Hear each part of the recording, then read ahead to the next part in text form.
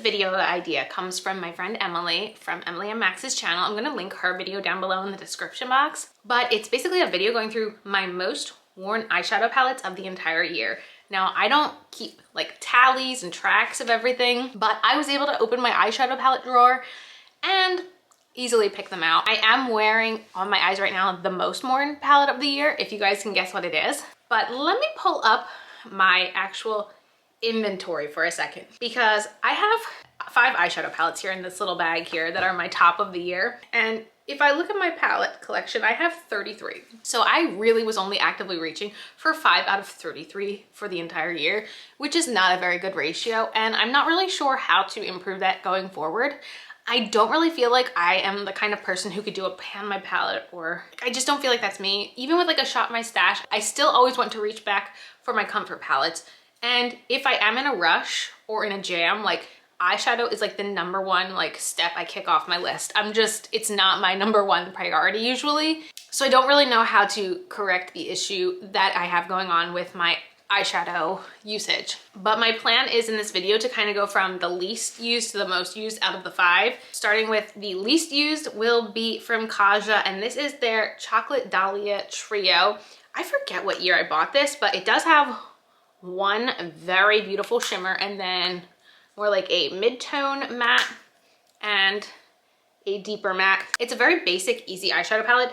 It is the most like cool tone of the 5 here, which is kind of why it's the least of all of them, because I gravitate more towards a warm tone eyeshadow look. But this shimmer specifically is kind of what makes this palette stand out amongst the rest. Let me do a swatch here. This shimmer is just, it is just one of those really wet looking shades. I have nothing to wipe this on, so we're just sticking with it the rest of the time. But I actually have another one of these trios on my wish list because I like the ease of this. I'm not really a large palette person anymore, so yeah, this one just makes a lot of sense being on this list. Number 4 is one of the palettes I bought this year, and it is from ColourPop, and this is their Citrus Fizz Quad. I am not 100% sure if this one is still being sold or whatnot, but let me swatch the lightest shade next to the Kaja shade just for comparison.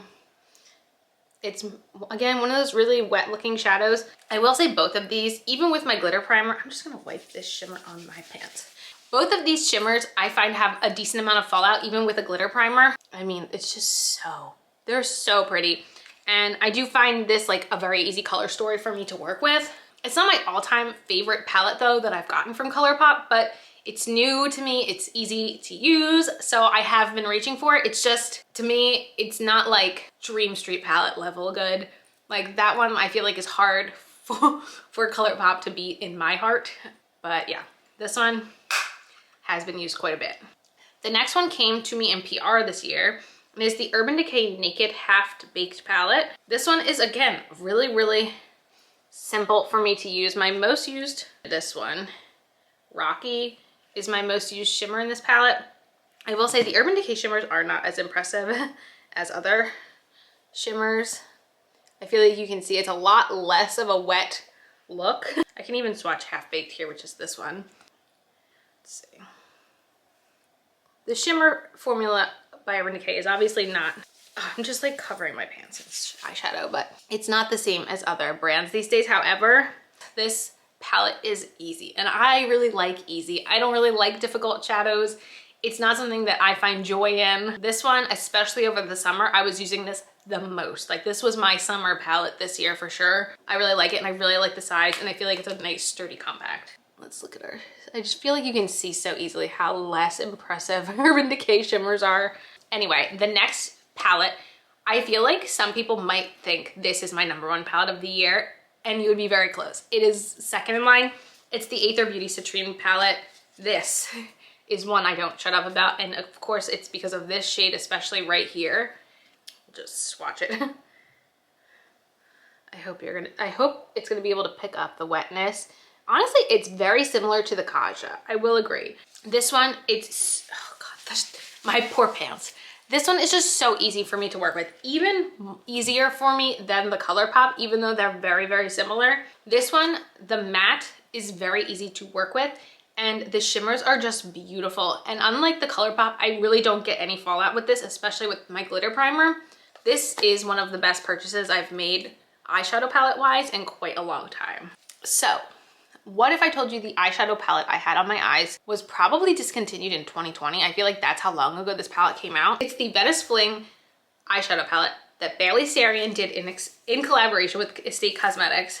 This is my most used palette, specifically these 3 shades. It literally could be a trio for me. These 2 mattes just work so easily together, and this shimmer, okay, let's see if we're really gonna be able to get the full effect of the shimmer, but it is one of the most wet, beautiful, shimmery shades in my collection. Those 3 shades are what are on my eyes today. It is just the most easy eyeshadow look. Like, it works so easily, and like I said, easy. That's what I'm looking for. And this shimmer, it's just beautiful. It's just so beautiful. It's so shimmery and wet looking, and like the way it looks on the eyes, it is perfection to me. Actually, I know, I'm hoping my mother-in-law isn't watching this, but I actually had a backup of this that I got from Ipsy, and I'm giving it to her for Christmas because she really likes Bailey and she really likes makeup, so I think she's gonna be very excited. So you'll have to let me know in the comments, what was your most used palette of the year, and did you guess correctly? I'm wondering, because I definitely chat about this a lot, but then I feel like I don't chat about it a lot, so I was wondering if anyone would have gotten it right. That is it for this video. As usual, thanks for stopping by my channel. If you're new here, click the subscribe button and ring that bell for notifications. I have my Instagram down below. Give it a follow, and I'll see you in the next video. Bye, guys.